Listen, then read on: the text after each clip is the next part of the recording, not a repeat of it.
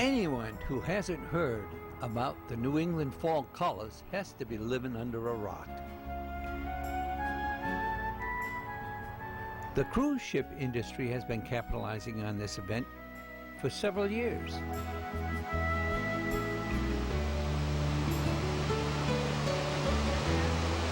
It's mystical.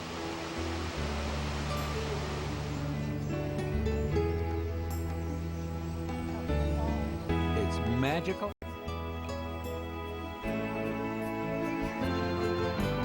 It's beautiful. But it's inconsistent. If they have a wet summer and an early frost, the whole forest turns overnight. It's magnificent.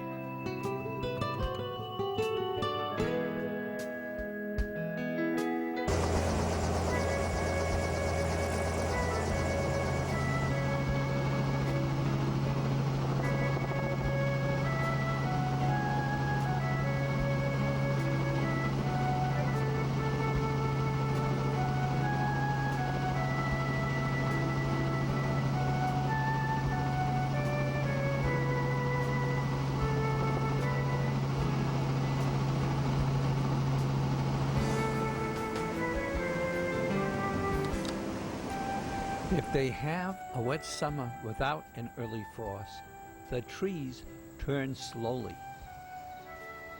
Some will turn and lose their leaves before others have started to turn. It's not as colorful, but it does last a lot longer.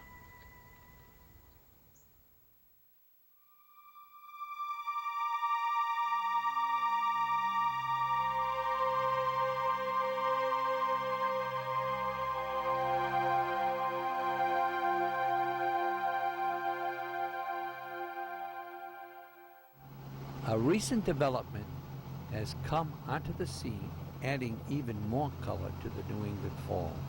The wet harvesting of cranberries turns the surface of what seems to be small ponds into red, orange, and gold, giving photographers the opportunity to capture another colorful New England scene. If you have the opportunity to attend one of these festivals, you'll learn a lot about that little berry. It grows on a vine about 6 inches long, lying very close to the soil.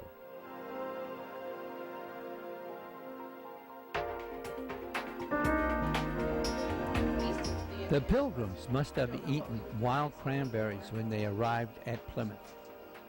Cranberries, along with blueberries and Concord grapes, were the 3 native species that are commercially grown today. I think that's significant. Europe didn't have these products until they were brought there by explorers.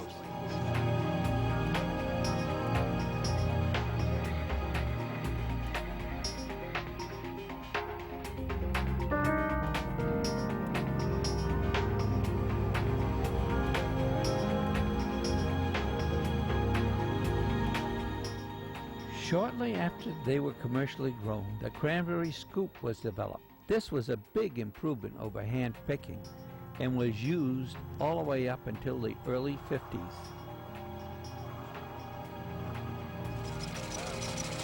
If you buy fresh berries in a grocery store, they were probably picked with a machine like this and hand sorted.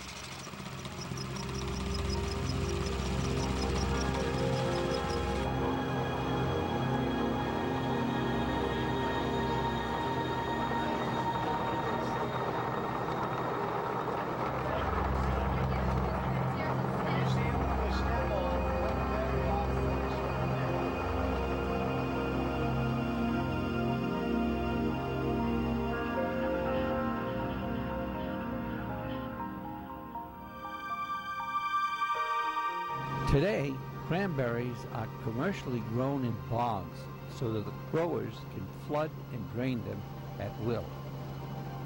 Someone figured out each berry has 4 compartments of air.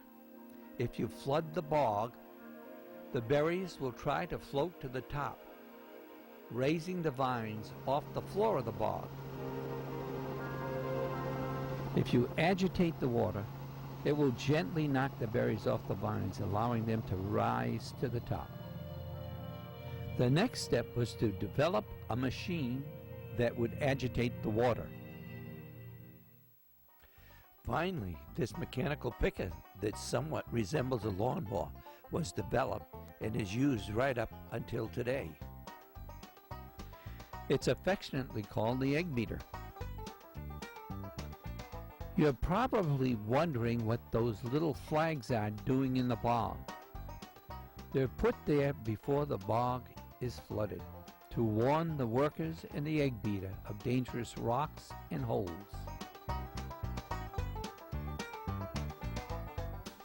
Now all you have to do is corral the berries with weighted floats,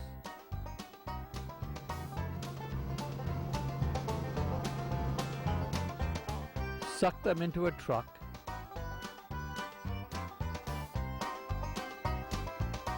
and take them to be processed. The only drawback is that they have to be processed within 4 days or they'll spoil.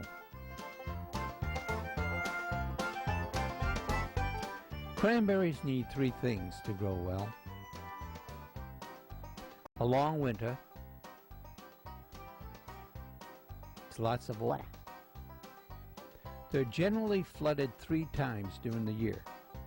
The first during the winter, so the bogs are flooded in December when the plant is dormant.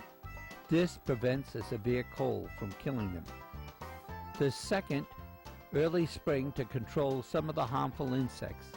And the third, during fall harvesting. During mid-spring and summer, they need an inch of rain each week and enough sunshine in between so the bees can pollinate them. The third thing they need is iron-rich soil.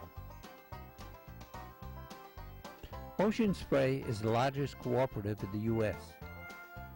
They have turned a product that was once a seasonal treat, consumed only at Thanksgiving and Christmas, into a daily household item.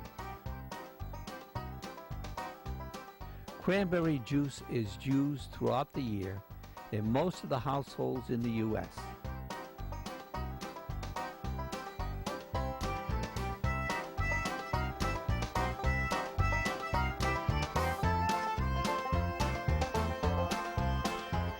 Its nutritional and medicinal benefits are well known.